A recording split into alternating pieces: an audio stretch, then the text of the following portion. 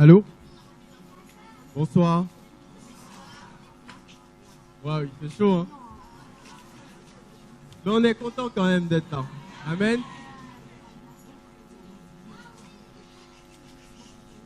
En ce moment, pendant qu'on est réunis pour notre Seigneur, pour Jésus-Christ, beaucoup de gens sont dans une chaleur différente, en train de se livrer au monde et à toutes ses passions, notamment la jeunesse qui passe à côté en fait de toute cette grâce, toute cette joie que le Seigneur nous donne de pouvoir le connaître. Et nous, c'est par grâce si on est là ce soir. Amen. Même s'il fait chaud, nous savons que nous avons reçu la grâce infinie, incomparable, incommensurable, je ne sais pas comment dire, mais une grâce unique. Dis à ton voisin, Jésus est bon.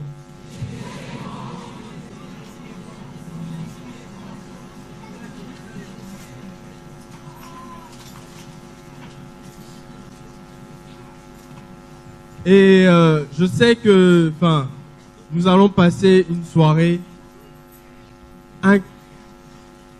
Comment la qualifier? Hein? Incomparable. Unique. Parce que le Seigneur nous donne chaque jour d'avancer de gloire en gloire par l'Esprit du Seigneur. Et nous savons que nous allons aller jusqu'au bout, jusqu'au fin fond des nations pour annoncer, proclamer le retour de Jésus-Christ de Nazareth jusqu'à être enlevé au ciel. Qui a cette espérance? Et c'est pour cette espérance que nous sommes là ce soir. Et même s'il fait chaud, nous allons lui dire à notre doudou d'amour que nous l'aimons, que nous voulons rester attachés à lui. Peu importe les critiques, les murmures, les gens qui parlent, les gens qui s'opposent. Nous, on sait qu'on a connu un nom, Jésus-Christ de Nazareth, qui nous a délivrés, qui nous a rachetés, qui nous a libérés, qui nous a fait la grâce de le connaître, et nous voulons l'élever. Il n'est pas question d'un homme ce soir. Il est question de Jésus, ton époux. Et quand je commence à parler de lui, c'est compliqué. Je vais prendre un passage dans le livre de Marc.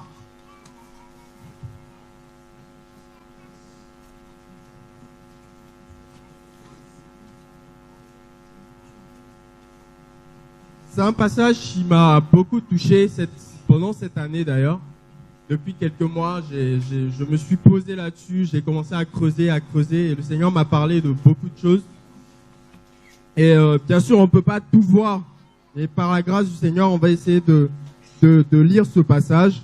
Donc c'est dans Marc 12, verset 28.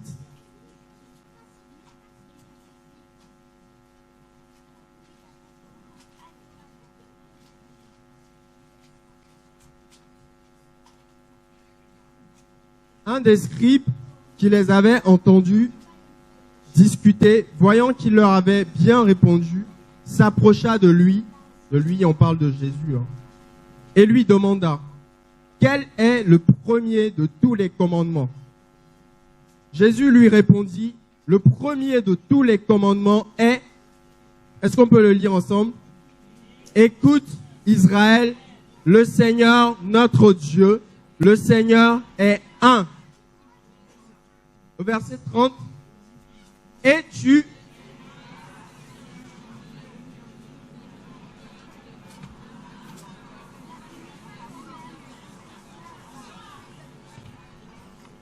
Amen, je vais le relire. Et tu aimeras le Seigneur ton Dieu de tout ton cœur, de toute ton âme, de toute ta pensée et de toute ta force. C'est là le premier commandement. Et le second qui lui est semblable au premier est celui-ci. Tu aimeras ton prochain comme... Amen. Il y a trois choses ici qui m'ont touché particulièrement dans ce passage. C'est un passage sur lequel on est beaucoup revenu. On a été enseigné en longueur et en largeur. Mais je vais partager la part qui vraiment m'a interpellé. Amen. D'abord, on voit ce scribe qui a été épaté par la réponse que Jésus a donnée plus haut aux questions qu'on lui a posées. Et qui s'est approché de Jésus. Et déjà, il y a une chose qui m'a interpellé, c'est la question qu'il va poser. Parce que, tel que nous sommes, si l'occasion nous était donnée d'approcher Jésus, je suis sûr que beaucoup demanderont, Seigneur, comment faire pour avoir beaucoup d'argent? Comment faire pour avoir le mariage? Comment faire pour avoir la solution à mon problème que je traîne depuis des années? Comment faire pour avoir, je sais pas moi, pour être bien dans la vie, avoir un enfant? Amen. Et ce scribe va poser une question très, très, très, très importante. Il va dire, Seigneur, quel est le plus grand des commandements? Et la première réponse que Jésus va donner, il va nous rappeler, comme on le sait, de Deutéronome 6. La première réponse, c'est écoute d'abord. Écoute Israël. Il va ramener les gens qui l'écoutaient à l'écoute de la parole de Dieu. Sans écouter la parole de Dieu, mon ami, quel que soit le problème dans lequel tu es, quelles que soient les conférences que tu fais, quel que soit ce que tu fais comme sacrifice dans le Seigneur, si tu ne t'assieds pas et pour écouter la parole de Dieu. Quand on parle d'écouter ici, ce n'est pas juste entendre comme on le sait. C'est être instruit, c'est tendre l'oreille, c'est obéir en même temps aussi. Écouter pour obéir. Et ça implique beaucoup de choses dans nos vies. Ça veut dire que tu peux entendre la parole de Dieu, mais ne pas la mettre en pratique. Et si tu es dans ce cas-là, ça veut dire que l'effet, toutes les promesses qui sont attachées à la parole de Dieu ne peuvent pas s'accomplir dans ta vie. Pourquoi? Parce qu'il n'y a pas de racine en toi. La parole ne porte pas du fruit. Que ton cœur n'est pas enraciné dans la parole de Dieu, comme la Bible nous enseigne dans les paraboles, les 4 terrains. On connaît ces passages. Lorsqu'on entend la parole de Dieu et qu'on l'écoute, lorsqu'elle entre en nous, elle nous transforme de l'intérieur. En tant que chrétien, si ta vie chrétienne, ta marche est dictée par ce que les autres disent, par les enseignements que tu reçois de l'extérieur, ça veut dire que quelque part, tu as un problème de révélation. Parce qu'à un moment, lorsque tu entends, lorsque tu écoutes la parole de Dieu, cette parole rentre en toi et pénètre en toi. Et elle commence à te parler de l'intérieur.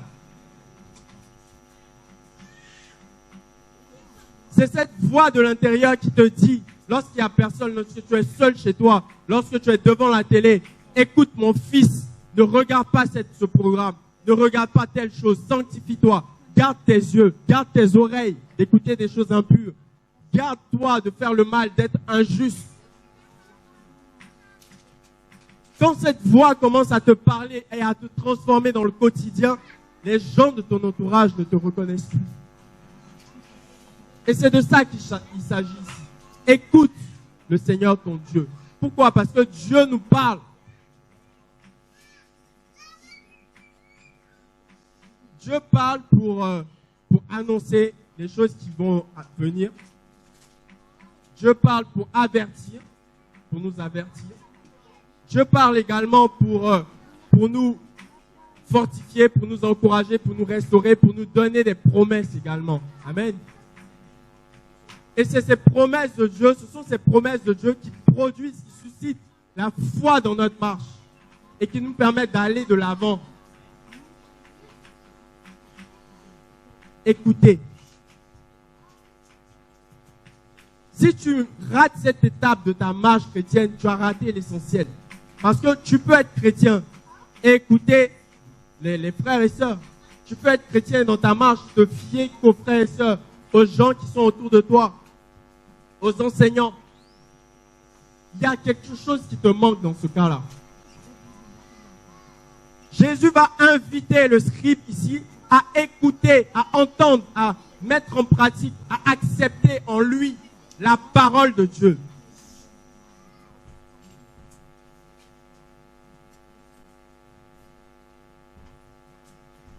C'est cette parole qui nous donne la force de marcher dans la marche chrétienne. J'ai rencontré beaucoup de chrétiens qui disent, c'est bizarre, je veux suivre le Seigneur, je veux marcher avec lui, je veux changer de vie, mais je n'arrive pas. Quand tu fouilles bien, tu vois qu'ils n'ont pas cette relation d'écoute,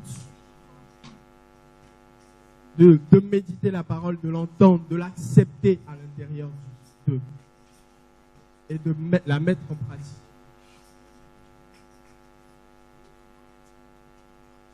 Une fois qu'on s'assoit au pied du Maître, au pied du Seigneur pour l'écouter, pour entendre sa voix, pour la mettre en pratique, sa parole bien sûr, Jésus va nous dire ceci.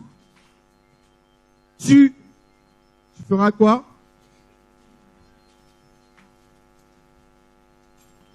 Tu aimeras le Seigneur ton Dieu de toute ton âme, de toute ta pensée et de toute ta force. Et on voit que toutes ces choses, le cœur, l'âme, la force, la pensée, toutes ces choses caractérisent notre être entier.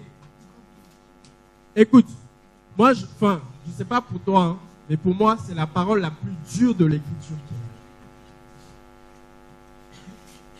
Comment aimer Dieu entièrement? C'est la chose que je désire le plus dans ma vie. Comment être tout entier pour Dieu? Tout entier.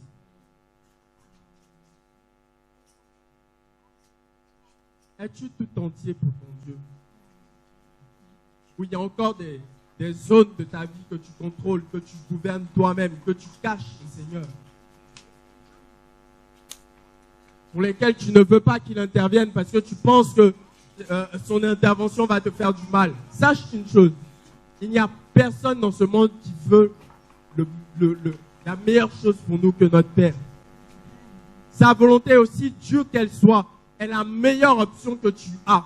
Si tu avais un doute ce soir, laisse-moi te dire que la meilleure option pour ta vie, c'est de marcher dans les voies que Dieu a dessinées pour toi. Et ces voies-là peuvent être dures, peuvent t'emmener à te séparer de beaucoup de gens, à avoir une souffrance charnelle. Mais au bout, tu as toujours la récompense, une récompense incomparable, une récompense qui te remplit le cœur, qui te fortifie, qui t'envoie de gloire en gloire. Et qui t'emmène à découvrir la saveur de cette vie. Parce que si nous vivons sur cette terre, malgré les calamités, les guerres, il y a une joie qui nous anime. Il nous dit, je vous laisse ma paix, non pas comme le monde la donne, mais une paix que rien ne peut toucher.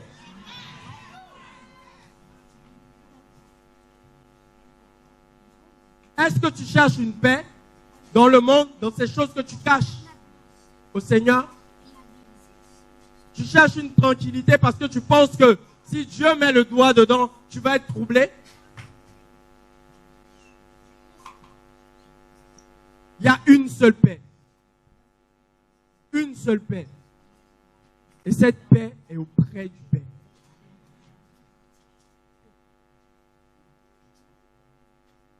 Et tu aimeras le Seigneur entièrement. Lorsque tu commences à découvrir cet amour de Dieu, lorsqu'il commence à te prendre, à te saisir, à changer ton regard par rapport aux choses de ce monde, à changer ton regard par rapport aux choses de la vie, lorsque tu te trouves confronté à une situation difficile et que ton seul recours c'est de dire « Seigneur, qu'attends-tu de moi ?» Là, tu commences à aimer Dieu. Et la troisième chose que j'aimerais partager, et on peut parler longtemps sur ces versets, mais on va essayer de donner l'essentiel.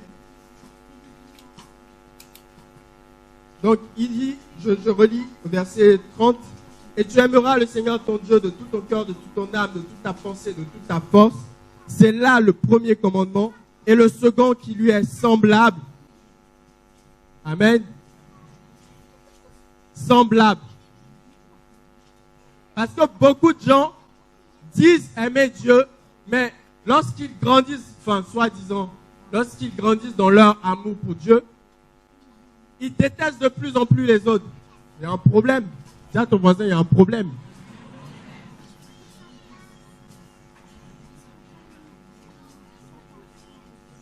Aimer Dieu ne veut pas dire haïr les autres. Attends, on va descendre et comprendre ce que je veux dire. Celui qui lui est semblable au premier est celui-ci. Tu aimeras ton prochain comme... Dis-le à ton voisin.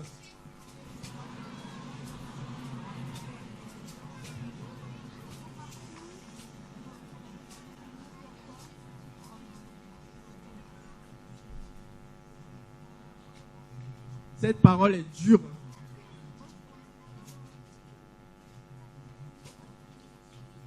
Et on nous dit que ces deux commandements sont semblables.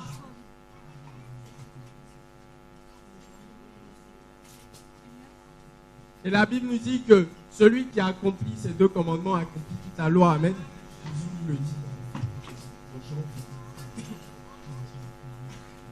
Et ici, le Seigneur va mettre le doigt sur quelque chose de très douloureux. Qui a déjà entendu dans cette assemblée, il n'y a pas l'amour? Oh, tel frère n'a pas l'amour. Telle soeur, elle n'a pas l'amour. Qui a déjà entendu ça? Tout le monde, hein? En tant que chrétien. Mais il y a un truc qui m'a frappé dans cette parole, c'est que on dit tu aimeras. On n'a pas dit tu seras aimé.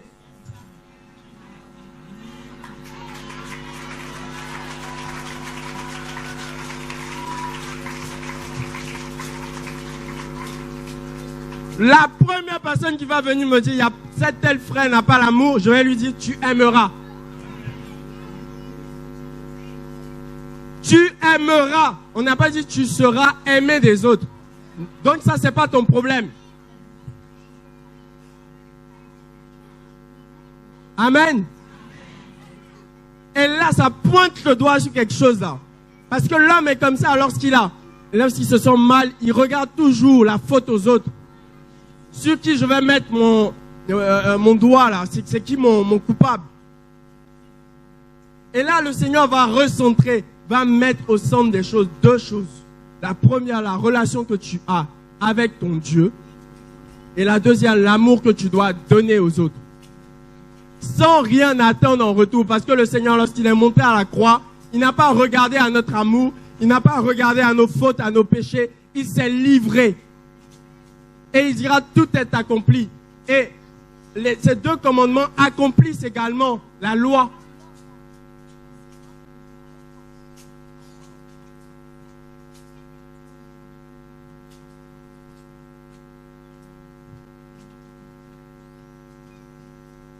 Et au verset à la suite, il dira, tu aimeras ton prochain comme toi-même.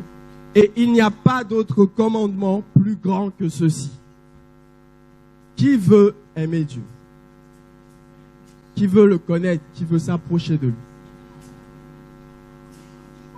Commence par le plus difficile.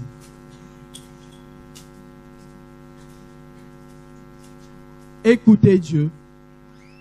Ouvrir l'oreille pour entendre Dieu, pour accepter sa parole, pour accepter d'être instruit, d'être rééduqué par sa parole, d'être transformé par lui. Si tu ne le fais pas, ta course risque d'être en vain.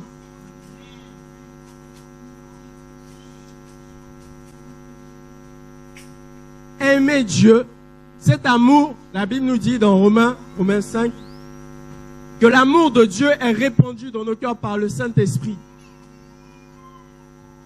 Cet amour ne peut être produit que par le Saint-Esprit. Et le Saint-Esprit rend témoignage à la parole de Dieu. Donc si la parole de Dieu n'est pas en toi, comment vas-tu être rempli de l'Esprit et expérimenter cet amour de Dieu? Parce que sans cet amour de Dieu, que tu sois bien intentionné, peu importe ton intention, tu ne peux pas aimer l'autre. C'est pas possible. Vous voyez que ces choses sont liées. Et c'est à cela que Dieu nous appelle.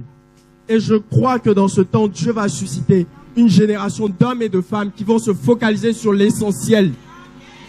aimer Dieu, qui vont se focaliser, qui vont se détourner de toute la séduction de ce monde et s'accrocher à l'essentiel, à la parole de Dieu. Parce que la Bible nous dit dans Joël 2,28 que dans les derniers temps, je répandrai sur les jeunes gens et les jeunes filles mon esprit. Et vos fils et vos filles prophétiseront. On voit que nous sommes dans les temps de la fin. Et Dieu dans les coulisses est en train de préparer un peuple qui l'honore. Qui l'honore. Un peuple qui sera différent.